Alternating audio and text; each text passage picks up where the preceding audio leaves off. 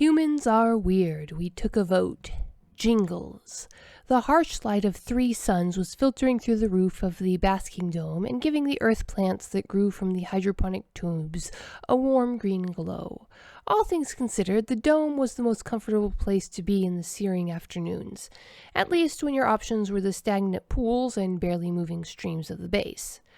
Tumbles Wright was cuddling comfortably with the newest edition of the base, a rather phlegmatic nurse, fresh from the Central Xenobiology University. Given that they had been silent for nearly an hour, Tumbles Wright shifted and decided some light conversation was in order. "Have you heard human friend O'Connor today?" Tumbles Wright asked. "He is the human who glows the brightest, correct?" Shifts indifferently asked. "Yes," Tumbles Wright confirmed. "His outer membrane is optimized for solar collection. That's why he has to be so careful about going out of the base shielding." "What happens if he goes out without his protective gear?" Shifts indifferently asked. "I note that none of the other humans are quite so strict about layering on the oils and material shielding." "That is a good sounding," Tumbles Wright said. "They have informed me that the rest of the humans on base have a biochemical gradient in their outer membrane that offers some protection, but reduces their ability to produce certain chemicals necessary for their immune response. Without such a great concentration of this chemical, human friend O'Connor suffers from the increased damage from the ultraviolet light spectrum." Tumbles Wright reached up a gripping appendage and patted the uppermost portion of Shift's indifferently core in a preemptive gesture of comfort. Several weeks ago, he felt the need to rush out of the base without his shielding to prevent one of the smaller repulsor transports from drifting away in a particularly heavy wind we had, Tumbles Wright explained.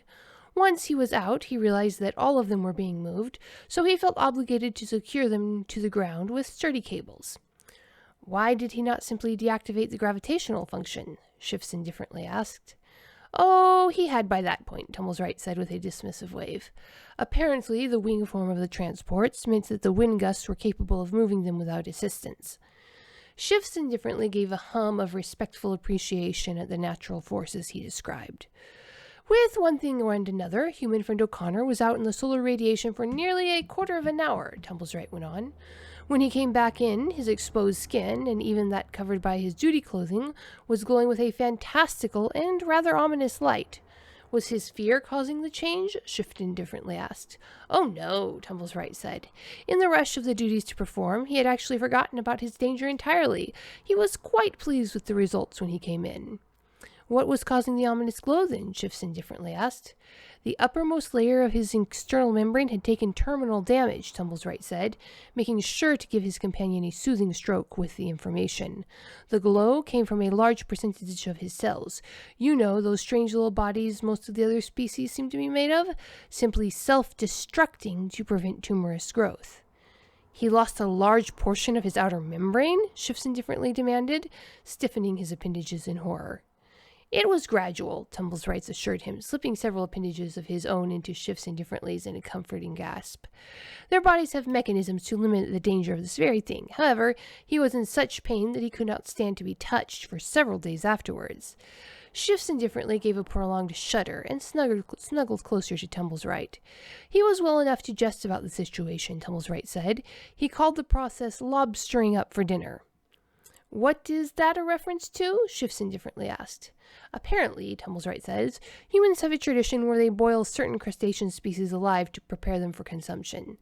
It occurred to Tumbles Wright that that little human tradition might not have been a comforting bit of information to add to the situation, as Shift indifferently stiffened. "Has he been so injured recently?" Shifts indifferently asked. "Oh no," Tumbles Wright assured him. "That is not at all why I brought him up. Indeed, he is feeling quite well. That is what led to his singing." "Singing," Shifts indifferently said, relaxing and raising an appendage in interest. "I have not yet had the pleasure of hearing a human sing in person." "It was quite odd, but it was singing," Tumbles Wright went on. "He only appears to do so unconsciously and stops when he notes he is observed." "Does he wish to conceal the singing?" Shifts indifferently asked with a set of disappointment down his core.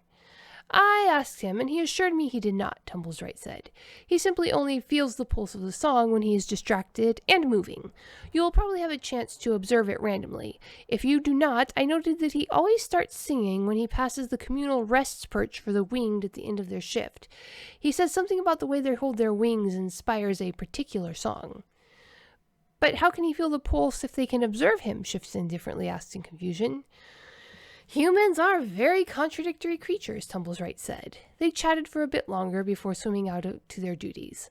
As fortune would have it, they met again just as the shifts were changing, and the winged were settling into their perches for the early afternoon communal. It was quite pleasant in itself to watch the mutual grooming ritual. Although the hundreds of swift and minute movements were far too much for an ungulate to follow in detail, the sense of camaraderie and peace translated quite well from the flight of the winged to the pair of ungulates watching them below. In them, the flight settled down and hung from their perches, wings encircling their bodies. Some time passed, but soon enough of the odd double thumping of the humans' locomotion filled the room. Human friend O'Connor entered the building, his massive carrying container slung over one shoulder.